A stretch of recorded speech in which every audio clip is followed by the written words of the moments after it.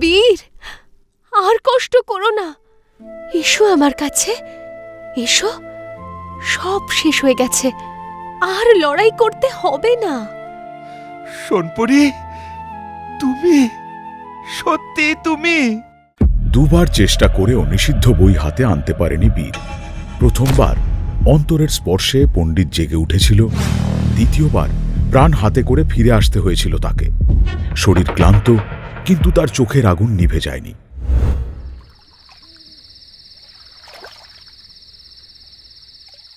ঘরের ভিতর নিস্তব্ধতা, শুধু টেবিলের ওপর রাখা কাঁচের বোতলের ভিতরে ধোঁয়ার মতো পাক খাচ্ছে বন্দি জাদুকর।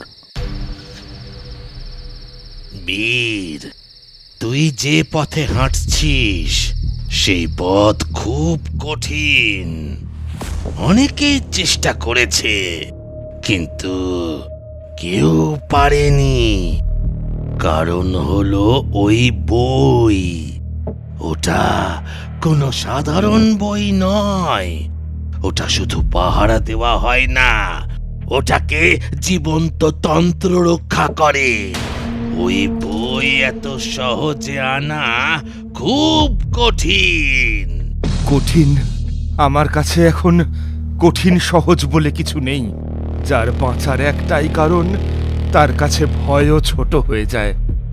আমি বইটা আনবই, যতবার হারি ততবার যাব। তুই বুঝছিস না বীর, তুই বুঝছিস না। ওই বই ছুঁতে গেলেই পণ্ডিত টের পেয়ে যায়। তার উপর বসানো আছে অগ্নিতন্ত্রের বন্ধন। সেই বন্ধন না ভাঙলে তুই 1000 বার গেলেও খালি হাতে ফিরবি, অথবা ফিরবি না। তাহলে সেই বন্ধন ভাঙার উপায় কি? তুই কিছু না কিছু জানিস, এতদিন লুকিয়েছিস, এবার বল। উপায় আছে, কিন্তু সেই পথ খুললে এই রাজ্যের সবচেয়ে ভয়ঙ্কর সত্য জেগে উঠবে। আমি সত্যকেই খুঁজছি, বল কি করতে হবে? আগে শোন, এই নিষিদ্ধ আগুন কি, আর কিভাবে তুই তাকে নেভাতে পারবি। বীর স্থির হয়ে বসে, তার চোখে কৌতূহল, ভয় আর আশার মিশ্র আলো। সত্যের দরজা ধীরে ধীরে খুলতে শুরু করে। তার চোখে এখন একটাই প্রশ্ন, কিভাবে ভাঙবে সেই অগ্নিতন্ত্র? বোতলের ভিতরে বন্দি জাদুকর ধীরে ধীরে পাক খেতে খেতে থেমে যায়, যেন বহু বছরের গোপন কোনো কথা বলার আগে সে সাহস সঞ্চয় করছে। শোন বীর, পণ্ডিত যে আগুন জ্বালিয়ে রেখেছে ওটা কোনো সাধারণ যজ্ঞের আগুন নয়। ওটার নাম অগ্নিতন্ত্রের জাগ্রত কুণ্ড। দিন রাত, শীত গ্রীষ্ম, ওই আগুন কখনোই নেভে না। কারণ ওই আগুনে কাঠ পড়ে না, পড়ে মন্ত্র শক্তি। মন্ত্র শক্তি? আগুন আবার মন্ত্র খেয়ে বাঁচে নাকি? এই পৃথিবীতে এমন অনেক কিছু আছে যা চোখে না দেখলে বিশ্বাস হয় না। ওই আগুনে প্রতি রাতেই পণ্ডিত নিজের তন্ত্র শক্তির অংশ ঢেলে দেয়। তাই সেই আগুনের সাথে জুড়ে গেছে নিষিদ্ধ বইয়ের রক্ষা কবচ। যে ওই বই ছুঁবে, আগুন পণ্ডিতকে খবর পাঠিয়ে দেয়। তাহলে আগুন নিভলেই পণ্ডিতের সেই তন্ত্র ভেঙে যাবে? হ্যাঁ, কিন্তু সাধারণ জল দিয়ে নয়। নদীর জল, বৃষ্টির জল, এমনকি সমুদ্রের জলেও ওই আগুন নিভবে না। ওটা নেভাতে লাগবে চন্দ্রকূপের জল। চন্দ্রকূপ? সেটা কোথায়? জাদুকরের ধোঁয়াময় মুখে হঠাৎ ভয় ফুটে ওঠে। বোতলের কাঁচ কেঁপে ওঠে। আকাশ পথের ওপারে, মেঘের রাজ্যেরও ওপরে, যেখানে যেখানে রাতের শেষে চাঁদের আলো এসে জমে জল হয়, সেই কূপ পাহারা দেয় অগ্নি পাখি, মায়াবন আর আর আকাশের ঝুলন্ত সেতু। যত বাধাই থাকুক আমি যাব। সোনপরীকে ফিরিয়ে আনার পথে কোনো বাধাই আমার কাছে বাধা নয়। আমি যাব। কিন্তু একটা কথা, চন্দ্রকূপে যেতে হলে সেখানে কোনো শক্তি কাজ করবে না। যা করতে হবে সব নিজের বুদ্ধি আর শরীরের ক্ষমতা দিয়েই করতে হবে। যাই করতে হোক আমি করব। আমার কোনো অলৌকিক শক্তি চাই না। সোনপরীকে ফিরিয়ে আনতে আমি আমার শরীরের শেষ রক্তবিন্দু থাকা পর্যন্ত লড়াই করব। ঘরের প্রদীপ আচমকা নিভে যায়। অন্ধকারে শুধু ভেসে আসে এক পরিচিত কোমল কণ্ঠ। সোনপরী! ঘরের ভিতর হঠাৎ নেমে আসা অন্ধকারে কয়েক মুহূর্তের জন্য সময় যেন থেমে যায়। বীরের বুকের ভিতরে ধুকপুকানি বেড়ে ওঠে। এই কণ্ঠ, এই ডাক, এ ডাক ভুল হবার নয়। এ যেন তার বুকের ভিতরে বহু দিন ধরে আটকে থাকা নাম, সোনপরী। সোনপরী, সত্যি তুমি? তুমি কোথায়? একবার সামনে এসো। আমি আর পারছি না। জানালার বাইরে এক নীলাভ আলো ধীরে ধীরে ঘরের ভিতরে ঢুকে বাতাসে ভাসতে থাকে। আলোটা পাক খেতে খেতে এক কোমল অবয়ব নিতে শুরু করে। লম্বা চুল, মাথার চারিপাশে মৃদু জ্যোতি। বীরের চোখ জলে ভরে ওঠে। সোনপরী! সোনপরী! বীর, আমি নিজে থেকে ফিরতে পারছি না তোমার কাছে। শুধু তোমার ডাক, তোমার ভালোবাসা আমায় এইটুকু পথ এনে দিয়েছে। আমাকে আমাকে তুমি নিয়ে যাও বীর, আমাকে নিয়ে যাও। আমি তোমাকে ফিরিয়ে আনবো, যেভাবেই হোক আনবো। এই জীবনে থাক বা না থাক, আমি আনবই। সময় কম বীর, আমার কথা শোনো। চন্দ্রকূপে যাওয়ার পথ আকাশে নয়, তোমার হৃদয়ের পথেই তার দরজা খুলবে। আমি কিছুতেই বুঝতে পারছি না কোথায় যাব, কিভাবে যাব। যেখানে প্রথম তুমি নিঃস্বার্থ হয়ে কাউকে বাঁচিয়েছিলে, যেখানে মাটি আজও তোমার পদচিহ্ন চেনে, সেই স্থানেই খুলবে চন্দ্রদ্বার। না, ওকে আর বলতে দিও না। তাহলে পণ্ডিত তন্ত্র যোগে পরিকল্পনা জানতে পেরে যাবে।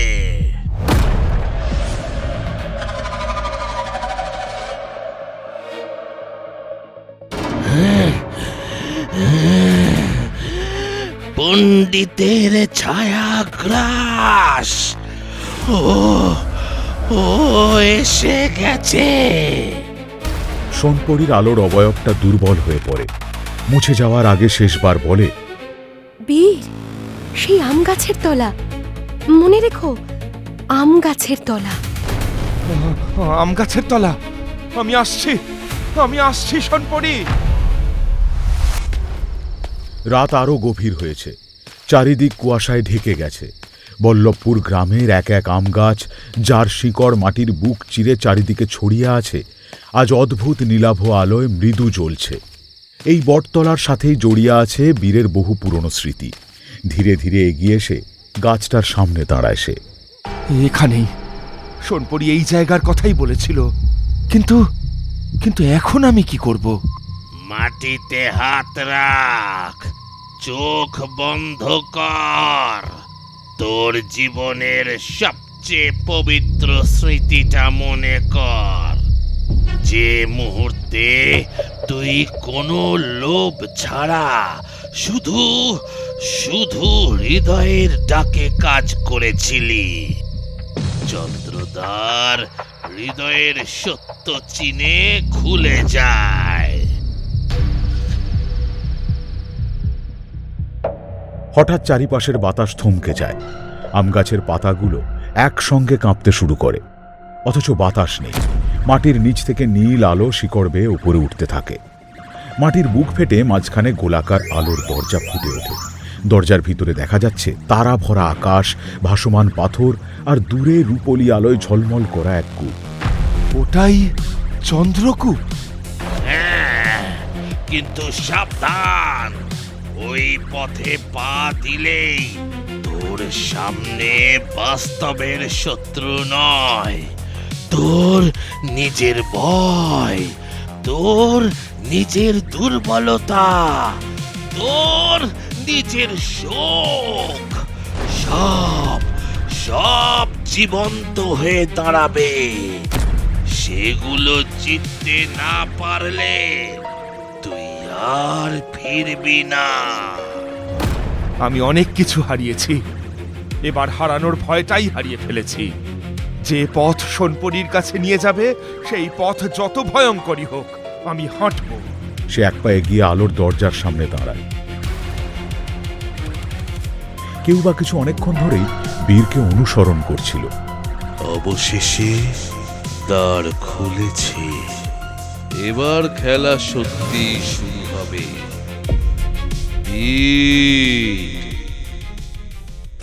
বীর আলোর দরজার ভিতরে পা দিতেই চারিপাশের পৃথিবী মুহূর্তে বদলে যায়। পায়ের নিচে আর মাটি নেই, আছে শুধু আকাশে ভাসমান রূপলি পাথরের সরু পথ। চারিপাশে অসংখ্য তারা যেন হাত বাড়ালেই ছোঁয়া যায়। নিচে শুধু অতল অন্ধকার, যেন গোটা আকাশটাই উল্টো হয়ে গেছে। দূরে ঝর্ণার মতো ঝরে পড়ছে চাঁদের আলো, আর সেই আলোর বুকেই ঝলমল করছে চন্দ্রকূপ। কিন্তু সেখানে পৌঁছানো এত সহজ নয়। এ কেমন জায়গা? মাটি নেই, আকাশ আছে, তবু আমি পড়ে যাচ্ছি না। এ যেন স্বপ্নও নয়, বাস্তবও নয়। এখানে যা দেখছিস সব কিছু সত্যি, আবার আবার কিছুই সত্যি নয়। এটাই চন্দ্রলোকের সীমান্ত। এখানে মন দুর্বল হলে পথ নিজে থেকেই ভেঙে পড়ে। সাবধানে চল, খুব সাবধান। ঠিক তখনই বীরের সামনে হঠাৎ ঝিকমিক করে উঠল এক আলোর পর্দা। পর্দার ভিতরে ফুটে উঠল সোনপরী হাসছে, একেবারে আগের মতো, চোখে ভালোবাসা, মুখে মায়া। বীর, আর কষ্ট করো না, এসো আমার কাছে, এসো। সব শেষ হয়ে গেছে, আর লড়াই করতে হবে না। সোনপরী, তুমি সত্যি তুমি?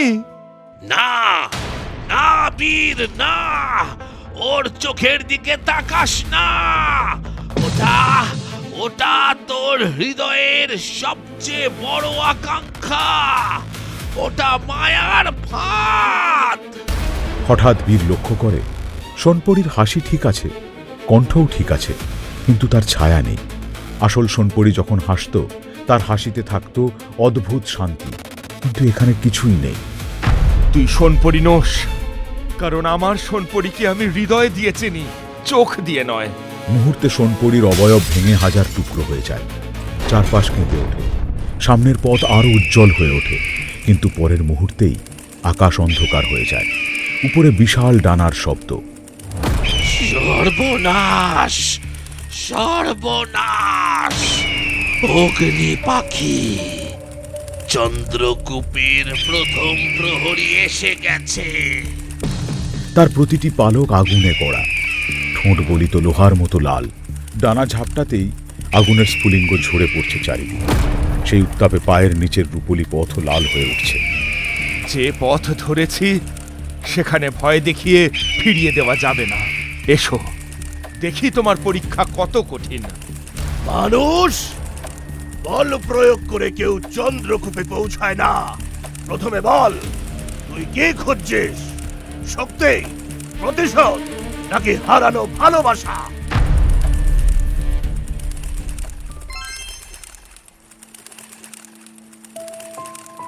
আমি শক্তি চাই না, প্রতিশোধও চাই না। যদিও আমার রাগ আছে, আমি শুধু যাকে অন্যায় করে আমার কাছ থেকে কেড়ে নেওয়া হয়েছে তাকে ফিরিয়ে আনতে চাই। আর যারা অন্ধকারে কষ্ট পাচ্ছে তাদের মুক্তি দিতে চাই, এইটুকুই। সত্যি বলেছিস, তবু পথ পাবি না এত সহজে। কারণ ভালোবাসার দাবি যারা করে তাদের ত্যাগের ক্ষমতাও থাকতে হয়। আগুন পাখির চোখে আগুন মুহূর্তের জন্য নরম হয়ে আসে, কিন্তু পরের মুহূর্তেই সে ভয়ঙ্কর ডানা ঝাপটায়। হঠাৎ তার বুকের মাঝখান থেকে একটা আগুনের গোলা বেরিয়ে আসে। আগুনটা বাতাসে ভাসতে ভাসতে রূপ নেয় একটা ছোট্ট পাখি, আগুনের বৃত্তে আটকে কাঁদছে। বাঁচাও, আমাকে বাঁচাও, আগুনে পুড়ে যাচ্ছি আমি। বাঁচাও, আমাকে বাঁচাও, আমি আগুনে পুড়ে যাচ্ছি। একটাকেই বেছে নে, এই পাখিকে বাঁচাবি নাকি নিজের লক্ষ্য পূরণ করবি? সময় দ্রুত ফুরিয়ে যাচ্ছে। চন্দ্রকূপের পথ ধীরে ধীরে বন্ধ হচ্ছে। পাখির কান্না বাড়ছে। বীর, বীর, এটা ফাঁদও হতে পারে। চন্দ্রকূপ মিস করলে সব শেষ। বীর এক মুহূর্ত চোখ বন্ধ করে, তারপর ছুটে যায় চন্দ্রকূপের দিকে নয়, পাখিটার দিকে। যে নিজের সামনে কাঁদতে থাকা কাউকে ফেলে এগোয় সে কোনো দিন সত্যিকারের ভালোবাসা পায় না।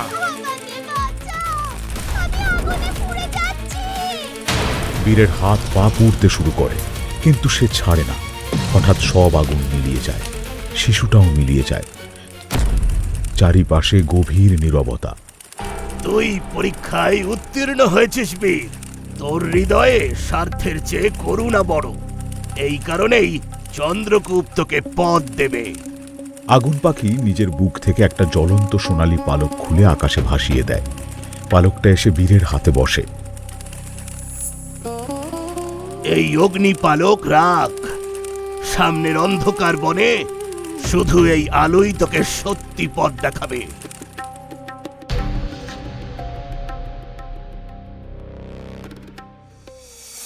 দূরে কুয়াশার ভেতর এখন দেখা যাচ্ছে এক ভয়ঙ্কর বন।